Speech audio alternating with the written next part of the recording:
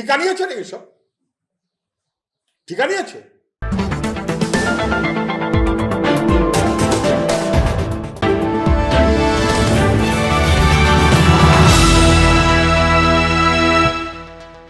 তিন মুসলিম দলকে ঘিরে জোট জল্পনা তুঙ্গে। তাত্ত্বিক বিতর্ক, নির্বাচনী সমীকরণ আর গোপন সমঝোতার প্রশ্নে সরগরম রাজ্য রাজনীতি। এই প্রেক্ষাপটে উঠে আসছে একের পর এক গুরুত্বপূর্ণ প্রশ্ন।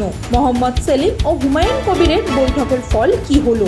ঐতিহ্যগত মুসলিম ভোট ব্যাংক, যা একসময় সিপিআইএম ও কংগ্রেসের দখলে ছিল, তা ভেঙে কোন দিকে সরে যাচ্ছে? বিধানসভায় কার্যগত ভূমিকা নিতে ন্যূনতম 10টি আসন দরকার। সেই সমর্থন তারা কোথা থেকে জোগাড় করবে? আর হুমায়ুন ও এআইএমআই এর মধ্যে আদৌ কোনো জোট আছে কি?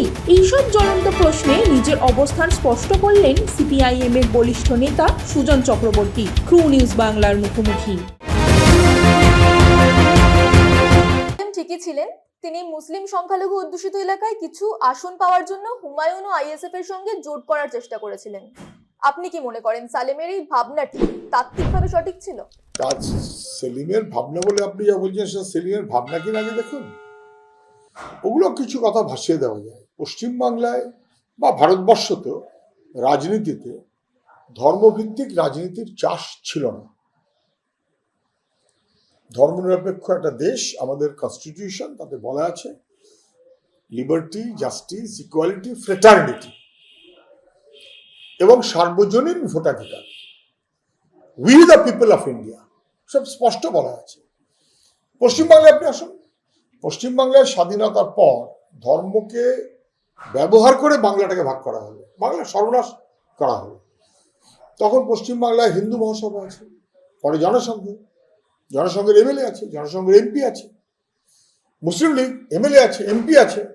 পশ্চিমবাংলার মানুষ কিন্তু ট্র্যাডিশন, বাংলার ঐতিহ্য আমাদের, তারা ধর্মভিত্তিক রাজনীতিকে প্রশ্রয় দেয়নি। প্লাস বামপন্থা মানুষকে তার অধিকার বোধে উজ্জীবিত করেছে, লড়াইতে থেকেছে মানুষ কি করে এগোবে, ফলে ধর্মভিত্তিক রাজনীতি প্রশ্রয় পায়নি পশ্চিমবাংলায়। বরং ধর্মভিত্তিক রাজনীতি যারা করছিল, জনসংঘই হোক আর মুসলিম লীগ হোক আর যাই হোক, তারা কিন্তু ক্রমশ শূন্যে চলে গেছে, বাম আমলে শূন্যে চলে গেছে। এখন কোরামিন দিয়ে মমতা ব্যানার্জির দল তাদের তুলে এনে ধর্মের উপরে আশ্রয় করে অথবা ধর্মের নামে বিভাজন করে মানুষের সঙ্গে অসভ্যতা করার ব্যবস্থা করছে। হিন্দুত্ব একটা পলিটিক্যাল প্রজেক্ট, এটা ধর্ম। ঠিক তেমন করেই হিন্দু মুসলমান ধর্মের নাম করে বা ধর্মকে ব্যবহার করে, ধর্মের ভাগাভাগি করে, ধর্মের বৈরিতা তৈরি করে, এটা সাম্প্রদায়িক মনোভাবে চলা। ধর্ম যার যার মনের বিশ্বাস, তাতে কোনো অসুবিধা নেই। সিপিআইএম কে অন্তত 10 জন বিধায়ক নিয়ে বিধানসভায় ফিরতেই হবে, নইলে তাদের কণ্ঠস্বর কখনো শোনা যাবে না। জোট ছাড়া সেটা সম্ভব নয়। তাহলে কেন্দ্রীয় কমিটি কেন এর বিরুদ্ধে? পশ্চিমবাংলায় এই মুহূর্তে বামফ্রন্ট তো, সিপিআইএম এবং বামফ্রন্ট তো বিধানসভায় শূন্য। কণ্ঠস্বর সবচাইতে জোরালো তো বামপন্থীদের। এই যে মুখ্যমন্ত্রী গেলেন দিল্লিতে, কেস করেছি ভাব, কার কেস? মোস্তানি বানু, গ্রামীণ মহিলা, পরিযায়ী শ্রমিকের পরিবার, সিপিআইএম এর সমর্থক কর্মী পরিবার, উকিল সব্যসাচী চ্যাটার্জি সহ সবাই, বিকাশ দাও ছিলেন। তাহলে কেসটা করলো মমতা ব্যানার্জি না, মোস্তানি বানুকে খোঁজার চেষ্টা করলো না কে বাংলার মেয়ে, এই সাহস করে দাঁড়ালো কে, অনাচারের বিরুদ্ধে বলছে কে, সুপ্রিম কোর্টে গিয়ে হাজির হয়েছে, প্রথম কেস। মুখ্যমন্ত্রী একটা এদিক ওদিক করতে ভাব দেখালেন যে তিনি সব করেছেন, আসলেন, দেখলেন, জয় করলেন, পিছনে একটা ভাব। আরে ওটা মূল কথা না, সংখ্যা কম, সংখ্যা শূন্য, কিন্তু কণ্ঠস্বর জোর। কেননা বামেদের কণ্ঠস্বর মানুষের লেখাপড়া, শিক্ষা, কাজ, ভবিষ্যৎ, স্বপ্নের জন্য। এমআইএম এর সৃষ্টিকর্তা ওয়াইসি দীর্ঘদিন ধরেই বিজেপির সহযোগী বলে পরিচিত, আর এআইএমআইএম এর ইতিমধ্যেই হুমায়ুনের সঙ্গে জোটবদ্ধ। হুমায়ুন কেন্দ্রের কাছ থেকে Z+ নিরাপত্তাও পেয়েছেন, যা অমিত শাহ বরাদ্দ করেছেন। বিজেপি আর হুমায়ুন এবং এআইএমআইএম এর মধ্যে কোনো গোপন সমঝোতা বা পরোক্ষ জোট আপনি কি দেখছেন?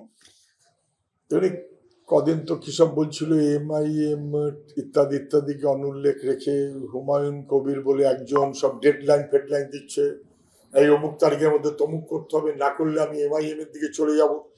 এমআইএম এবং বিজেপির মধ্যে বোঝাপড়াটা সবাই বলেন, এমআইএম এর সঙ্গে যদি কারোর জোট বোঝাপড়া হয় তাহলে সে বিজেপিকেই সাহায্য করার জন্য বা আরএসএসকে সাহায্য করার জন্যই করবে। তার নাম হুমায়ুনই হোক আর হনুমানই হোক, তার নাম কি এটা বড় কথা না, সে হিন্দু হোক আর মুসলমান হোক।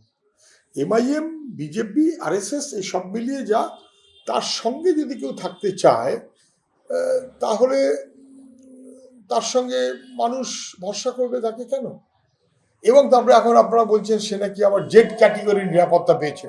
তৃণমূলের নেতৃত্বে শওকতের জেড ক্যাটেগরির নিরাপত্তা, আর বিজেপির নেতৃত্বে যদি হয়ে থাকে আমি জানি না, হুমায়ুনের জেড ক্যাটেগরির নিরাপত্তা। লোকে বুঝে যাচ্ছে সব কোনটা কোথাকার কি।